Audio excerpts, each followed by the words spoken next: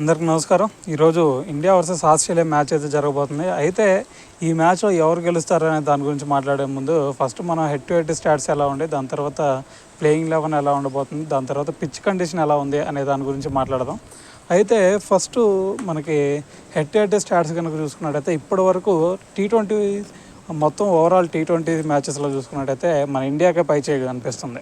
So దాని తర్వాత T20 world కప్స్లో ఇప్పటివరకు 5 టైమ్స్ అయితే మన ఇద్దరు హెడ్ టు హెడ్ అయితే తలపడటం జరిగింది. దాంట్లో కూడా 5 టైమ్స్లో 3 టైమ్స్ ఇండియానే గెలిచింది. దాని తర్వాత 2 టైమ్స్ మాత్రమే ఆస్ట్రేలియా గెలిచింది.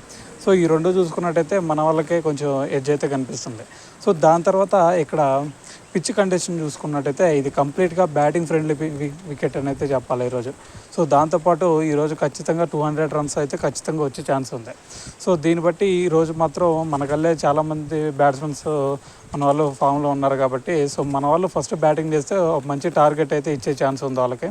సో దాని తర్వాత ఇక్కడ first head to head stats చూసుకున్నా కానీ మన వైపే ఉంది. దాని తర్వాత ఇక్కడ పిచ్ కండిషన్ చూసుకున్నా కానీ కొంచెం మన వాళ్ళకే ఎడ్జ్ కనిపించేలాగా ఉంది. సో దాని తర్వాత ఇక్కడ మనం ప్లేయింగ్ 11 కనుక చూసుకున్నట్టయితే ఫస్ట్ మనకి మన వాళ్ళు ఫస్ట్ ఓపెనర్స్ మాత్రమే కొంచెం మంచి ఫామ్లో లేరు. సో దాని తర్వాత మిడిల్ ఆర్డర్ చూసుకున్నట్టయితే చాలా మంచి ఫామ్లో ఉన్నారు మిడిల్ ఆర్డర్లో. సో దాని తర్వాత రిషబ్ పంత్ అయినా సరే, దాని తర్వాత సూర్య మంచి ఫామ్లోకి వచ్చాడు, దాని తర్వాత హార్దిక్ పాండ్యా మంచి ఫామ్లో ఉన్నాడు, డూబే ఫామ్లోకి వచ్చాడు. సో ఇలాగా మన మిడిల్ ఆర్డర్ అయితే చాలా మంచిగా ఉంది. సో అటువైపు ఆస్ట్రేలియాలో చూసుకున్నట్టయితే వాళ్ళ ఓపెనింగ్ అటాక్ ట్రావిస్ హెడ్ సరైన ఫామ్లో లేడు, దాని తర్వాత వార్నర్ కొంచెం ఫామ్లో ఉన్నాడు.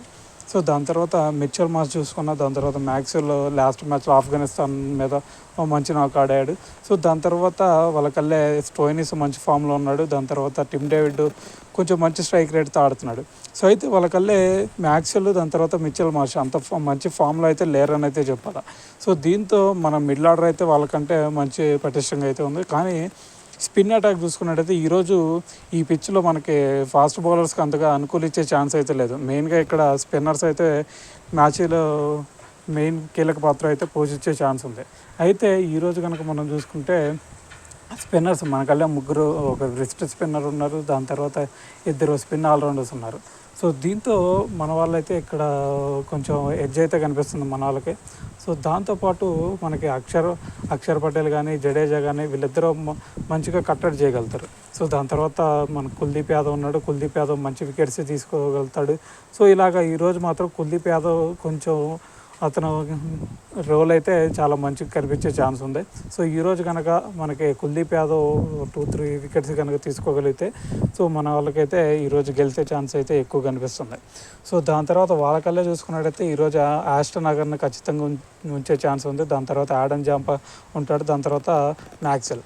సో వీళ్ళ ముగ్గురు అయితే ఖచ్చితంగా ఈరోజు మ్యాచ్లో అయితే వాళ్ళు ఉంటారు. దాని తర్వాత వాళ్ళకల్లా ఒక్క చేంజ్ అయితే చేసే ఛాన్స్ ఉంది.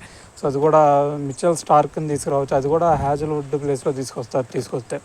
సో అయితే ఈరోజు మనం బౌలింగ్ అటాక్లో చూసుకున్నా, స్పిన్ అటాక్లో చూసుకున్నా మన వాళ్ళు అయితే కొంచెం డామినేట్ చేసే ఛాన్స్ ఉంది. దాని తర్వాత బ్యాటింగ్లో కూడా మన వాళ్ళే ఎక్కువ డామినేట్ చేసే ఛాన్స్ ఉంది. సో దీన్ని బట్టి ఈరోజు మన వాళ్ళు గెలుస్తారు అని చెప్పడానికైతే ఎటువంటి అతిశయోక్తి అయితే లేదని అయితే చెప్పాలా. సో దీని తర్వాత మనం మాట్లాడుకోవాల్సింది ఏంటంటే ఈరోజు కొంచెం మ్యాచ్ ప్రెజర్ సిచ్యువేషన్ అయితే ఖచ్చితంగా ఆస్ట్రేలియాకు ఉంటుంది. ఎందుకంటే ఈరోజు ఆస్ట్రేలియా కనుక ఓడిపోతే వాళ్ళు ఖచ్చితంగా ఇంటికి వెళ్ళిపోతారు. సో ఆఫ్ఘనిస్తాన్ ఖచ్చితంగా బంగ్లాదేశ్ మీద గెలిచింది కాబట్టి ఈరోజు ఆస్ట్రేలియా ఖచ్చితంగా గెలవాల్సిన మ్యాచ్.